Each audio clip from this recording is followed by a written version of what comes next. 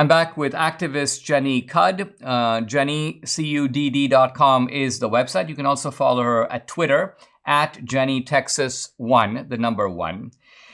Jenny, we're talking about January 6th. You say you're out there busy doing presentations about January 6th. What has been the reaction among people? Have you gotten some pushback from people who go, no, Jenny, this was an insurrection. They're trying to overthrow the government. What has been the mood and the reception? Well, usually the groups of people that I get to speak to are either Republican groups or conservative groups of some type. And every time they are absolutely shocked to learn that there are still over 150 people that are incarcerated. 80 of those are pre-trial. So some of these men, including veterans, have been incarcerated pre-trial for over 800 days.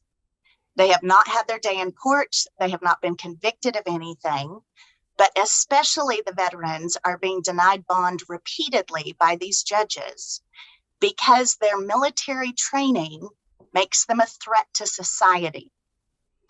It's absolutely a grave miscarriage of justice. And in my opinion, the gravest human rights violation that we have seen in our country so far as how these political prisoners have been treated. So people are always shocked to learn that, even people that are pretty involved with either the Republican Party or election integrity, different aspects of the things that we fight for as conservatives.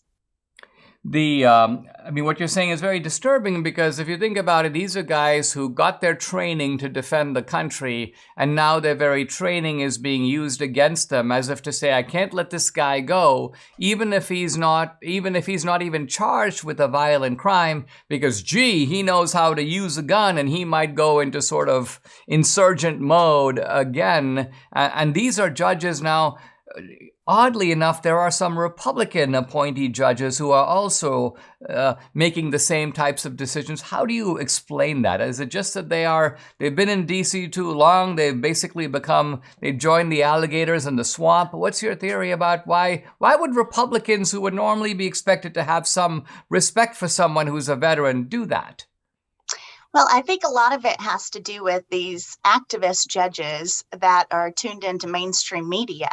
And the narrative for the last 2.5 years is that January 6th is the worst thing to happen to our country since 9/11 or Pearl Harbor, which is very disrespectful to the men and women that died in 9/11 and Pearl Harbor. And of course, as conservatives, we know that that's not true. But it's very difficult to get a conservative judge as a January 6th defendant because they will not move any of the cases outside of the District of Columbia.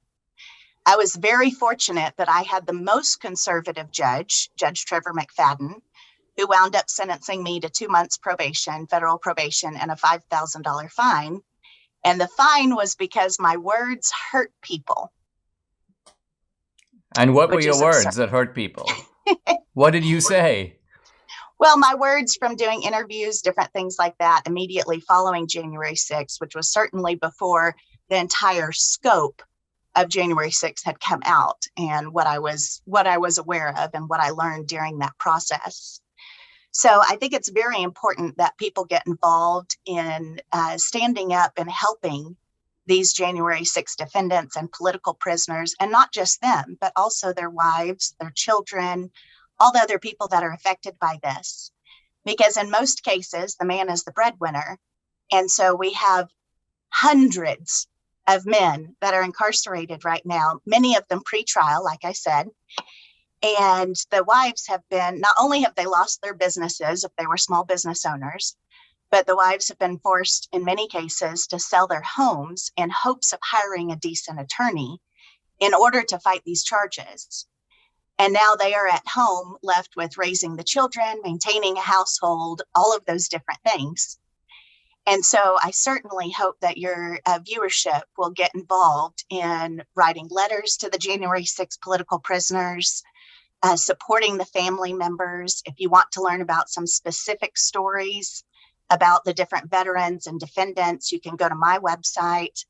Or also, I would like to say that there's a wonderful nonprofit organization called AmericanPatriotRelief.org that was started by January 6 defendants that specifically helps the families with 100% of the money that is donated to that organization. And I'm very grateful that I get to be a part of one of the things that organization does, which is they started a January 6th hotline that runs 24 hours a day, because so far we have lost 8 January 6 defendants to suicide pre-trial. I did not know that. I mean, I'm aware of the Matthew Perna case. Yes, sir. But I was not aware that there were other January 6 defendants who have taken their lives. Are you saying that that number is up to 8? Yes, sir. I believe Matthew Perna was the first one, and there have been 7 others.